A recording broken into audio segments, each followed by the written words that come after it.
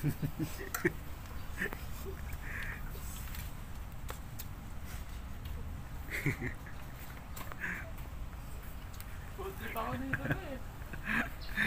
guys, meron naman tayo gagawin dito sa may bandang sentral. Yun, sa may City Hall. Yun, medyo nag-break muna kami kasi ito nga, dalawang ibababa namin na makina.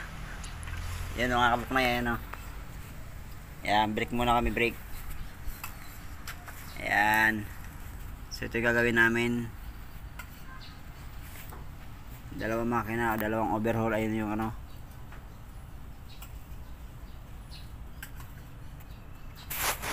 Grabe yung bata ko.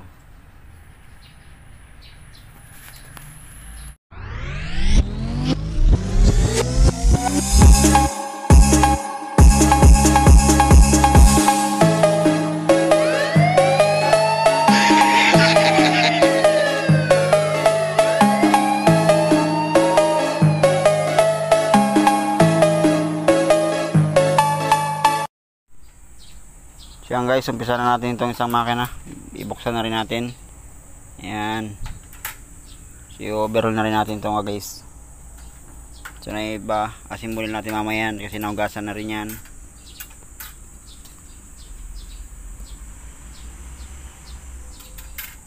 Ayan. So yun, bayan liligpit muna ng kinainan niya. Yun o. So yan guys, bali yan na ito. I-overhaul muna natin, biyakin na natin itong isang makina.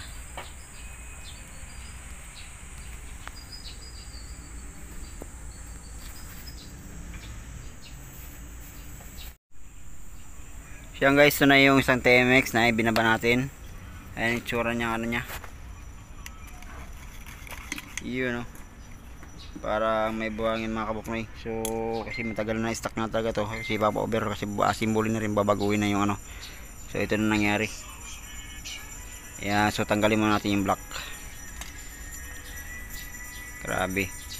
Yan parang siya, parang buhangin.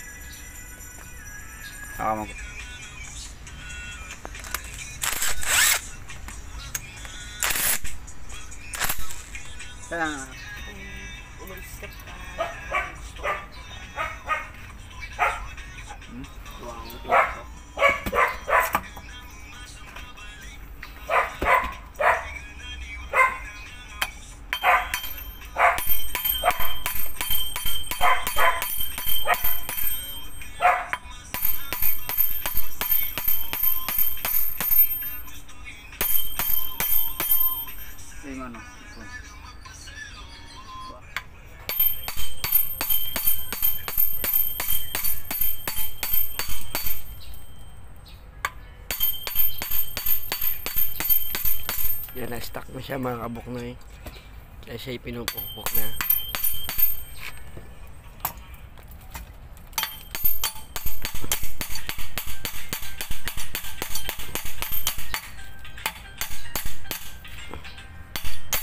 Na-stuck yung block. Yung piston ring.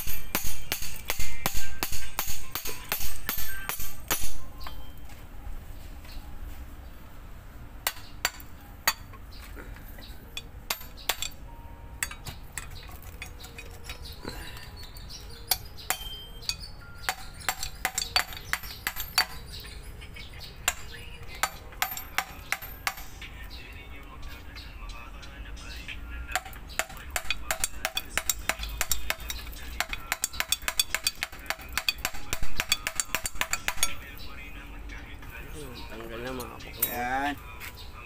Tanggal na rin natin.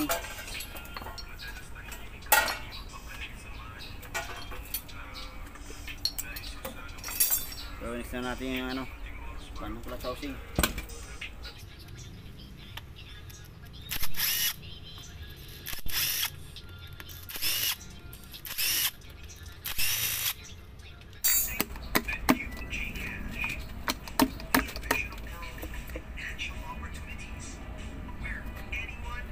Ring.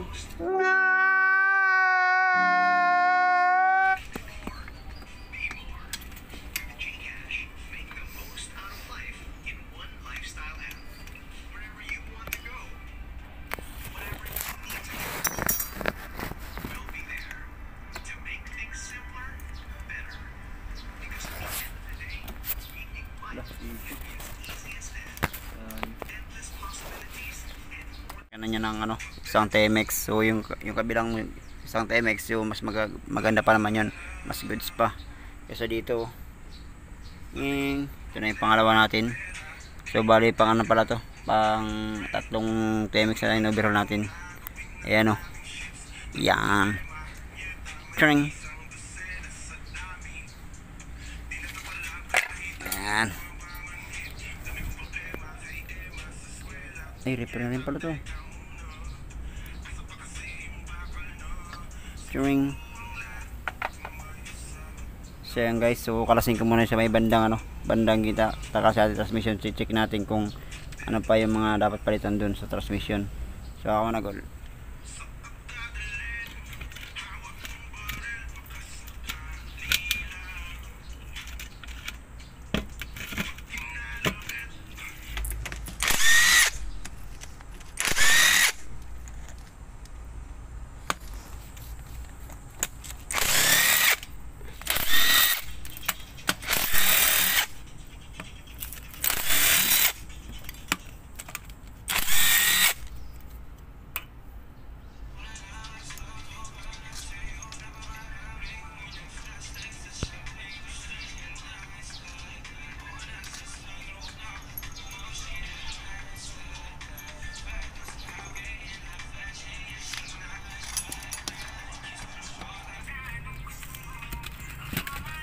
Yan, buksan na natin itong kabilang side.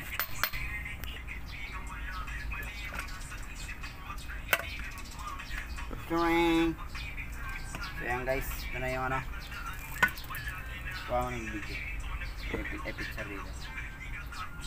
Ha? Tama ka to? Siksikat pa ako lalay. Parang so yan guys, ito na yung ano, ito na yung buong transmission ng Honda TMX 155. Napapansin mga kabuknoy, sobrang itim na talaga ng ano niya, yung kanyang engine. Ayun, so talagang kumapit na dun sa kanya makina yung ano, yung sobrang itim. So check natin mamaya kung ano pa naging ibang tama, connecting rod, side bearing, tsaka yung transmission gear. Check na rin natin yan. Ayan, so ito yung parts.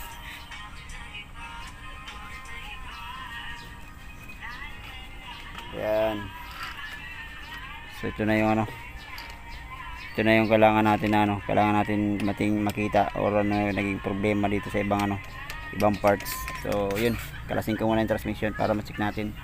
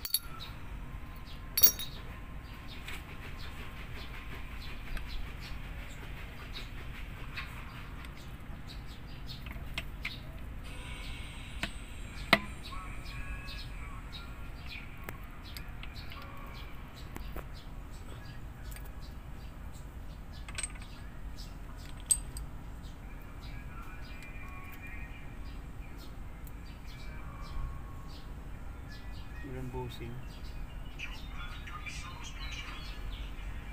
Iwan check natin sa ano, sa mga gear.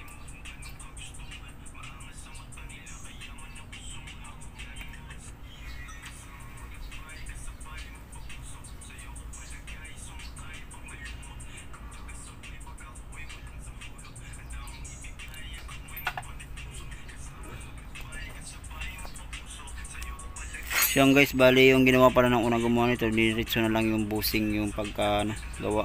So dapat stick bearing to, so ginawa bushing na. So dito sa may bandang transmission niya, may napansin ako rito sa may bushing niya, wala na siyang kasama. Ayan o. So siguro kasi pinagawa nga raw ito bago natambay, wala siyang ano, wala siyang bushing na isa. Yun o. Yan, so ito na yung tsura ng ano, makina niya. Ito na yung parts. So hugasan muna natin yan para mai-assemble natin.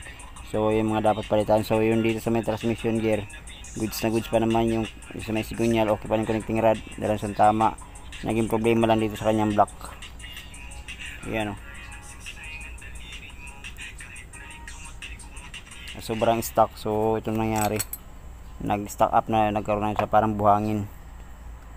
So dito napansin ko pala dito mga kabuk na wala pala siyang spark plug. Ayan o. So kaya pala siguro pinasok or pinaglaruan ng mga bata, ilagyan ng buhangin yung loob. Kaya ito nangyari. Yun. So linisin na namin mga kabuk na para ma-assemble namin yung ano, yung ibang parts. Yan guys, meron naman tayo. Ayun. Nabubuo na yung ano natin, binabubuo na yung isang motor natin na ginagawa. So break muna tayo. Yan. Kailangan may ano tayo, mayroon tayong lakas para ano, para sa ating pag-overhaul. Ito na oh. Yung sa kanya naubos na eh. Ayan yung ano, yung isang makina na lang.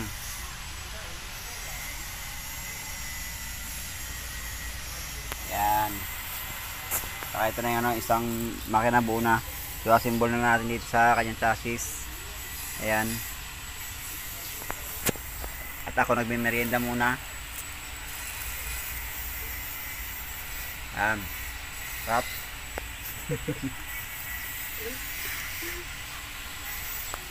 Yan yung helper ko. Malakas kumain eh.